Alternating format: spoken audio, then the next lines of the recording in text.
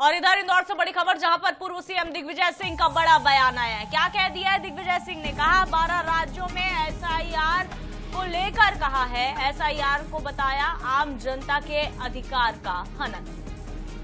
तो अब नागरिकों को देना होगा अपनी नागरिकता का प्रमाण, ये कह रहे हैं दिग्विजय सिंह। बड़ा बयान उनका है। एसआईआर हो रहा है 12 राज्यों के साथ ही मध्य प्रदेश छत्तीसगढ़ में भी। और इंदौर से खबर है, इंदौर पहुंचे पूर्व सीएम दिग्विजय सिंह ने बड़ा बयान दिया है। 12 राज्यों में हो रहे एसआईआर को लेकर कहा है कि एसआईआर आम जनता के अधिकार का हनन है। अब आम नागरिक को अपनी नागरिकता का प्रमाण देना पड़ेगा। क्या कुछ कहा है दिग्विजय सिंह ने, सुनिए आप भी। देखिए, बात यह है कि एक बहुत ही मौलिक प्रश्न उभर कर इसमें सामने आया है। आज नागरिकों को यह प्रमाण पत्र देना पड़ता है कि वो इस देश के नागरिक हैं। ये चुनाव आयोग के संवैधानिक अधिकारों में नहीं आता है। उनकी जवाबदारी यह है कि हर देश के नागरिक का मतदाता सूची में जुड़ना चाहिए। अब वो तो ये प्रमाण मांगने के तुम नागरिक हो भी कि नहीं हो, ये शुद्ध रूप से इस देश में लोगों को बांटने के लिए ये पूरी प्रक्रिया हो रही है।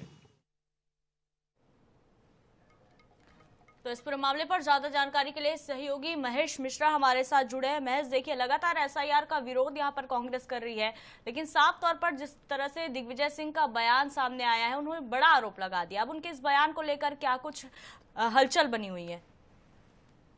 देखिए, शुरू से ही जब से एसआईआर शुरू हुई है, जब से सारा विपक्ष इसका विरोध करा और मुखर होकर सबसे ज्यादा लीड किया है विपक्ष में किसी ने, तो वो पार्टी है कांग्रेस।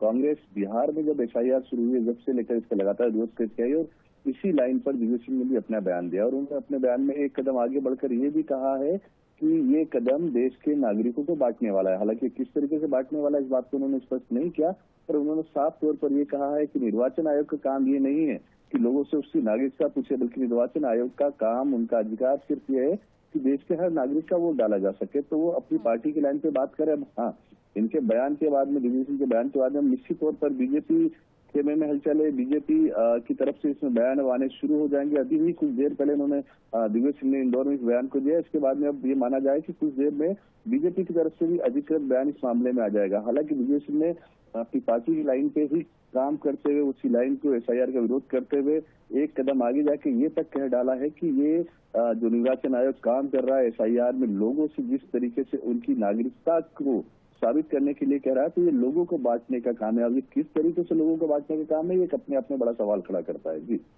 बिल्कुल, अपने आप में बड़ा सवाल ये खड़ा करता है। अब देखते हैं कि इस पर आगे क्या कुछ रिएक्शंस आते हैं। महेश, फिलहाल आपका बहुत शुक्रिया तमाम जानकारी के लिए। तो देखिए, 12 राज्यों में हो रहे एसआईआर को लेकर दिग्विजय सिंह ने ये बहुत बड़ा बयान दिया है। और कांग्रेस पार्टी तो खुलकर भी पहले पूजा विरोध कर रही थी, बिहार में विरोध हो रहा था, लेकिन मध्य प्रदेश में एसआईआर को लेकर शुरुआती दिनों में हमने कोई सियासत नहीं देखी थी और जमकर विरोध प्रदर्शन भी इसको लेकर नहीं हो रहे थे। लेकिन अब दिग्विजय सिंह ने जिस तरह से बयान दिया है, देखने वाली बात होगी क्या पूरी कांग्रेस पार्टी उनके साथ खड़ी होती नजर आती है। जीतू पटवारी का भी यही स्टैंड होता है, कांग्रेस का यही स्टैंड होता है, या फिर कुछ अलग बयान निकलकर सामने आते हैं।